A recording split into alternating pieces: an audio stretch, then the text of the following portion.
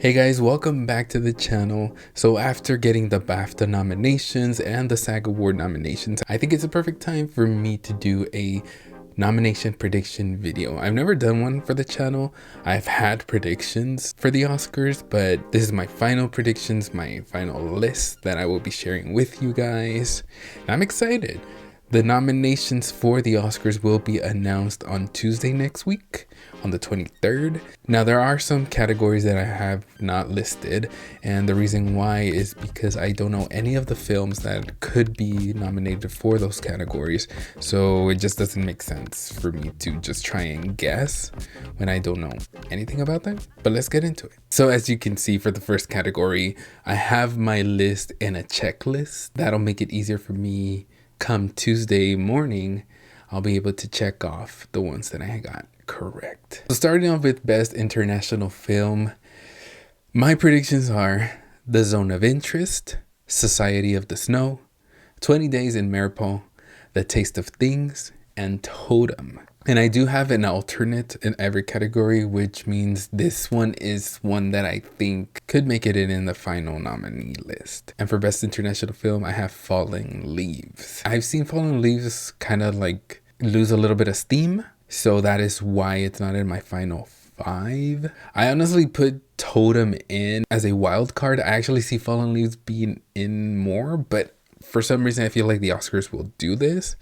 That's why I still put Fallen Leaves as an alternate. Moving on to Best Animated Film, I have Spider-Man Across the Spider-Verse, The Boy and the Heron, Nimona, Elemental, and Chicken Run Dawn of the Nugget, with an alternate of the Teenage Mutant Ninja Turtles Mutant Mayhem. Yes, the BAFTAs influenced me here a little. I feel like the BAFTAs gave it that push for me that I needed to be able to put that in.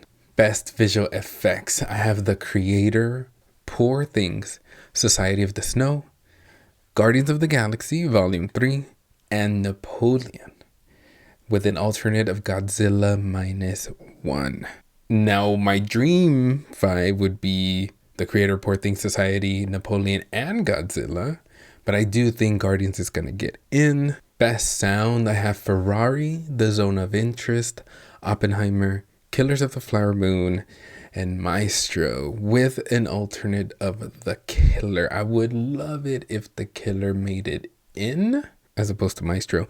Yeah, I don't hate Maestro. I because I feel like that may be coming off that way, but I don't hate Maestro. I just would love if The Killer made it in. Now, The Zone of Interest, this is a recent ad that I put on my top 5 because I was thinking about it, and The Zone of Interest, the sound in it, although it's not in your face, or I guess in your ears in this case because it's sound, it's not a big, like, loud movie or anything like that, but the sound is essential for this film. That is essentially the story. That is what you hear in the background, what you hear, the subtle noises from far away, and all of that is the story. So I just feel like it's gonna make it in, and honestly, very well deserved. Best Original Song, I have What Was I Made For Barbie, I'm Just Ken for Barbie, and I actually do have Dance the Night for Barbie. I feel like they're gonna love all 3 of these, and the Academy is just gonna nominate all 3 of them. I know I'm not gonna predict winners, but I think we all know Barbie's gonna win. I also have The Fire Inside from Flamin' Hot. I feel like Diane Warren, it's like a required thing for the Academy, so I definitely see it being there. And I also have It Never Went Away from American Symphony. I do have as an alternate Superpower, The Color Purple, and I feel like they're gonna throw us a curveball here. They did that last year with Everything Everywhere All at Once. For Best Score, I have Oppenheimer, The Zone of Interest, Poor Things, Killers of the Flower Moon, and Spider-Man Across the Spider-Verse, with an alternate of Saltburn. I do think Saltburn has an opportunity to get in here. I think if it takes the place of any of them, it might be Spider-Verse or even Killers. I personally love the score in Saltburn. It was a toss-up between that and The Boy and the Heron, but I just don't think they're gonna give it to the boy and the heron. Best production design, I have Barbie, Poor Things, The Zone of Interest, Oppenheimer, and Killers of the Flower Moon. And as an alternate, The Color Purple. I would love it if The Color Purple made it in, but I just don't see it. I really don't. But I can't think of another. I mean, Asteroid City, I was debating, but I was like, nah, it's completely lost steam everywhere. So I feel like if any other has a chance, it would be The Color Purple. But I'm pretty sure about my 5 that I have. Best makeup and hairstyling, I have Poor Things, Maestro, Society of the Snow, The Last Voyage of the Demeter, and Oppenheimer, with an alternate of Ferrari. Now, The Last Voyage of the Demeter, I put it in because I just feel like the Academy will do this. I feel like the Academy will be like, you know what, let's put it in. Let's go. Amazing makeup. Dracula looked real. I know some of it was CGI, like the movements and stuff, but I'm talking about the actual Dracula. That is some superb work. But I could see it being out and Ferrari going in. Best film editing, Anatomy of a Fall, Oppenheimer, Barbie, Poor Things, Killers of the Flower Moon. And as an alternate, I do have The Holdovers.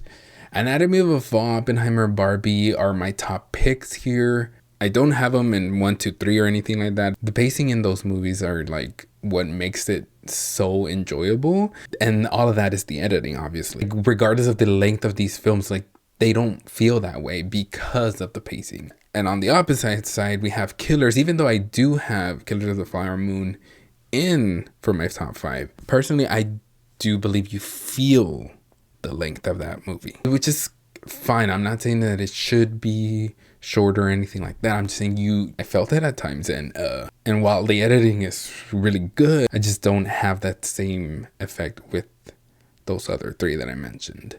I do think The Holdovers might make it in. I don't know whose place it would take, but I do have it as a possible surprise. Best costume design, I have Barbie, Poor Things, Napoleon, Killers of the Flower Moon, and Oppenheimer, with an alternate of The Color Purple. Now, if anything, Color Purple will take Oppenheimer if they make it in. I know Oppenheimer is all suits because people might be like, what the costumes? But let's keep it real. Oppenheimer's suit, hat, it's pretty iconic. That in and of itself is that impactful. I feel like that they will go for it and nominate it. Best cinematography, I have Oppenheimer, The Zone of Interest, Poor Things, Killers of the Flower Moon, and El Conde, with an alternate of The Color Purple.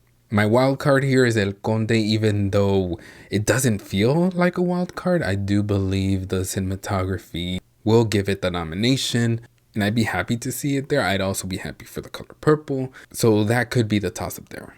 Best original screenplay, I have Anatomy of a Fall, Past Lives, The Holdovers, Saltburn, and Maestro, with an alternate of May December. Now this category would have gone to Barbie, but we all know what happened with Barbie. It's no longer an original. It has to be an adapted, which makes no sense at all. But anyway, I honestly went with May December because I do believe this would be the only category. That's so sad to say.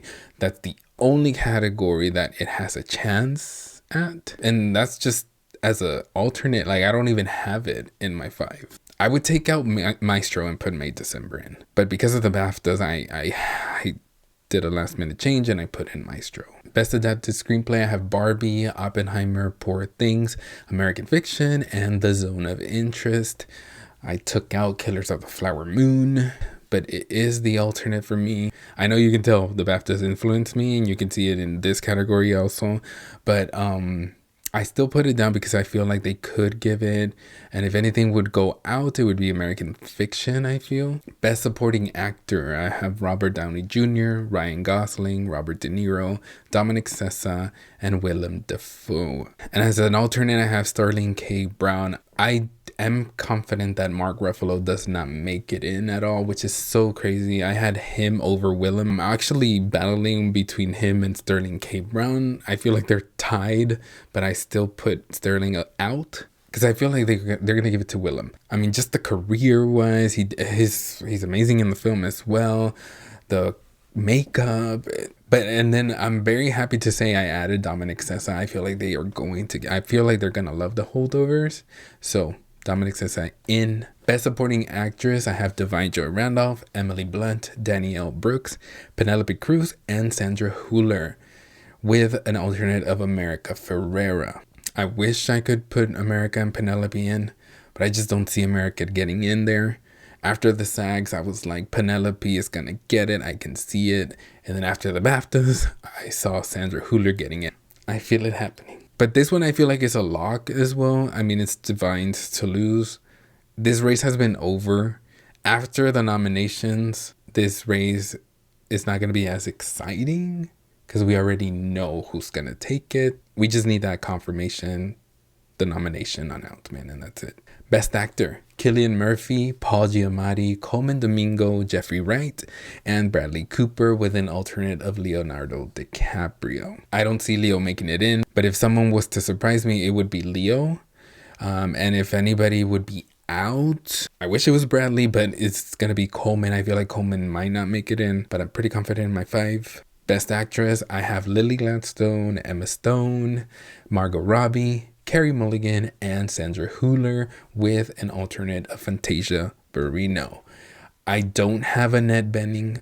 I just don't think they're gonna go for it. I know the SAGs did. I feel like Fantasia might make it in. Here's where Sandra's second nomination will come. For sure, Anatomy of a Fall, but The Zone of Interest, I feel like after the BAFTAs, just seeing how much support that film is getting, definitely could see her be nominated twice. And even after the BAFTA snub, I still think Lily Gladstone gets in. There's just no way she's not gonna make it. I just don't see that happening. Best Director, I have Christopher Nolan, Jonathan Glazer, Martin Scorsese, Greta Gerwig, and Yorgos Lanthimos, with an alternate of Justine Triet. Hate saying this, but I think it's a toss-up between the women. I do think if Justine gets in, Greta is out. I don't want that, but I feel like that's going to happen. I mean, they're gonna love The Zone of Interest, so that's why I put Jonathan Glazer in. I didn't even have him in my prediction. I still think Yorgos makes it in, even if he was snubbed at the BAFTAs. I think Martin Scorsese gets in, even after the snub as well. It's just a toss-up between Greta and Justine. Best Picture, here are my 10 guys: Oppenheimer, Barbie, Poor Things, Killers of the Flower Moon, The Holdovers, Maestro, Anatomy of a Fall, The Zone of Interest, American Fiction, and Past Lives, with 2 alternates. Since we're having 10 nominees, double the others, I felt like having 2 alternates. My 2 alternates are The Color Purple and Spider-Man Across the Spider-Verse. I'm still not sure about Past Lives, so that's one that I don't know if it'll make it in. We shall see what happens. I hope I got all 10 right. I feel like I got them. Let's see. What do you guys think? Let me know in the comments below. Do you have predictions? We shall see on Tuesday if we're right, if I'm right. This is exciting. Thank you guys for watching. Make sure to like and subscribe. And until next time, adios.